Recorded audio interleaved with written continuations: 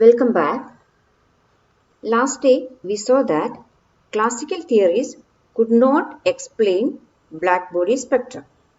That is, the distribution of energy of a black body along different wavelengths or frequencies.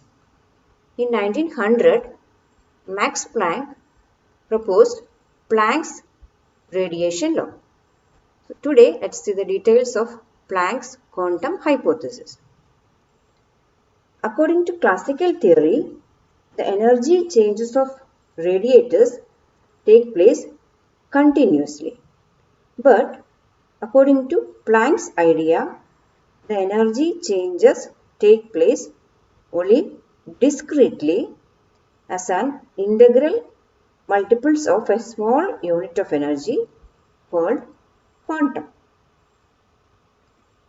He put forward the hypothesis that radiation field in a uniform temperature enclosure remains in a state of equilibrium by way of emission and absorption process. Planck assumed the presence of harmonic oscillators of molecular dimensions lined up along the walls of the enclosure.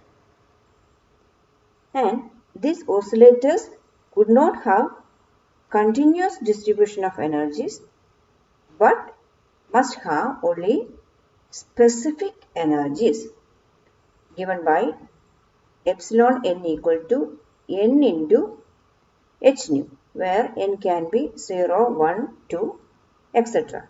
Here h is the Planck's constant denoted by h, whose value is 6.62607015 into 10 to the power minus 34 joule second. This statement means that some of the oscillators may be having energy epsilon 0, which is equal to 0, and some of them having energy epsilon 1 equal to h nu, and some oscillators may be having energy epsilon 2, that's equal to 2 into h nu, like that. That means all of them will be having an energy which is an integer multiple of the quantity h nu. Again, an oscillator emits radiation of frequency nu when it drops from one energy state to the lower one and it jumps to the next higher level when it absorbs radiation of frequency nu. Each discrete bundle of energy h nu is called quantum. That is, an oscillator absorbs energy from radiation field and deliver it back to the field in quanta of 0, epsilon, 2 epsilon, etc. where epsilon is the quantum of energy proportional to the frequency of the oscillator. Okay. Now, the number of oscillators emitting particular energy is given by statistical distribution law of Boltzmann, which you may study later in your statistical mechanical course. Now, assume that there are n number of oscillators and let E be the total energy of the cavity. Then, the average energy per oscillator denoted by epsilon bar can be given by total energy divided by the number of oscillators. Now let n0, n1, n2, etc. nr be the number of oscillators having energies 0, epsilon, 2 epsilon, etc. r epsilon, etc. That means n0 number of oscillators are having energy 0, n1 oscillators are having energy epsilon, n2 oscillators are having energy 2 epsilon, etc. and nr oscillators are having energy r epsilon, like that. Now it's clear that the total number n can be given by n0 plus n1 plus n2 plus etc. plus nr plus etc. And the total energy E can be given by 0 plus epsilon into n1, that is n1 oscillators are having energy epsilon and n2 oscillators are having energy 2 epsilon, like that, and nr oscillators are having energy r epsilon, etc. Therefore the total energy can be given by this expression. Fine. Now, according to Maxwell's statistical distribution, the number of oscillators can be given by n1 equal to n0 into exponential minus e by kt, n2 equal to n0 into exponential minus 2 epsilon by kt, etc. Here n1 is the number of oscillators having energy 1 epsilon, n2 is the number of oscillators having energy 2 epsilon, and nr is the number of oscillators having energy r epsilon, and so on.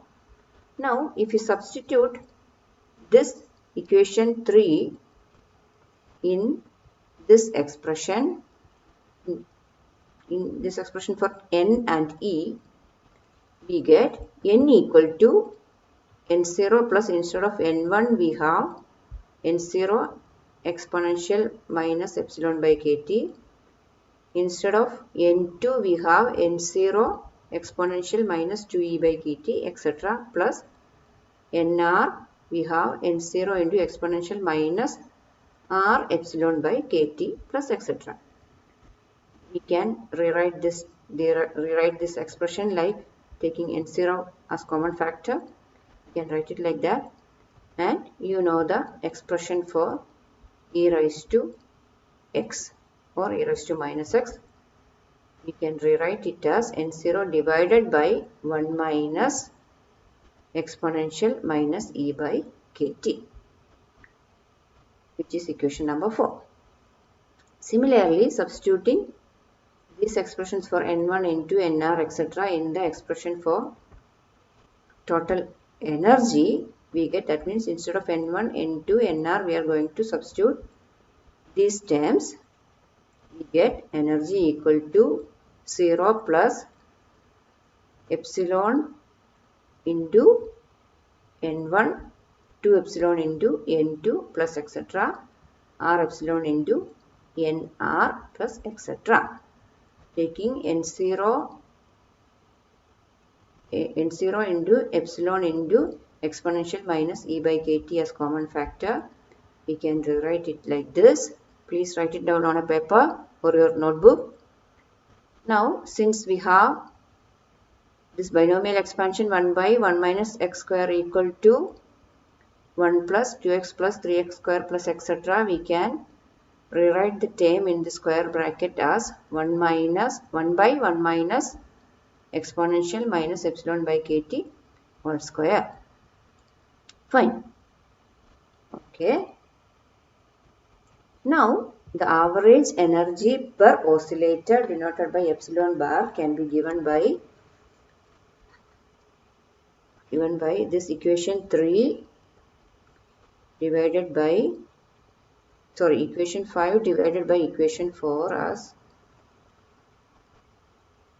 that is, we just substitute for E and N, we get, instead of E we have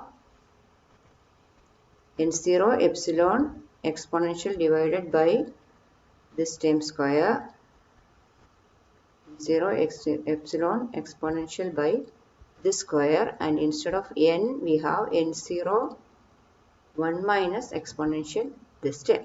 Fine. Cancelling common factors, we get the final expression as epsilon into, here you can do these calculations, epsilon into exponential epsilon by kt minus 1. Now we know that this epsilon equal to h nu, which is the fundamental unit. Therefore, we can rewrite epsilon bar as equal to, instead of epsilon, h nu. Here also, instead of epsilon, we can write h nu equal to epsilon bar equal to h nu divided by exponential h nu by kT minus 1. Please write it on a paper or your notebook. Now we got the expression for the average energy per oscillator. Now the number of oscillators per unit volume in the frequency range nu and nu plus d nu in the cavity is given by this expression. That is, we can write down the energy density of the radiation in the range nu and nu plus d nu as equal to energy density means the energy per unit volume, as we discussed last day. Energy per unit volume in the frequency range, in this frequency range, can be given by this number of oscillators into the average energy which we obtained in the last slide. Thus we get the final expression as u nu d nu equal to 8 pi h nu cube divided by c cube into d nu by exponential h nu by kT minus 1, where k is the Boltzmann constant, c is the velocity of light, h is Planck's constant.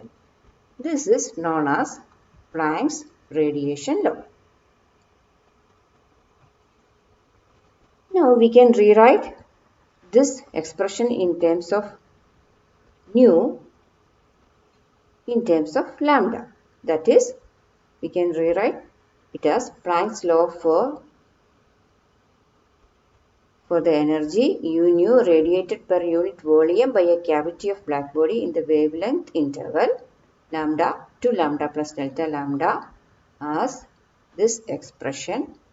Your job is to write down this expression in terms of nu, in terms of lambda.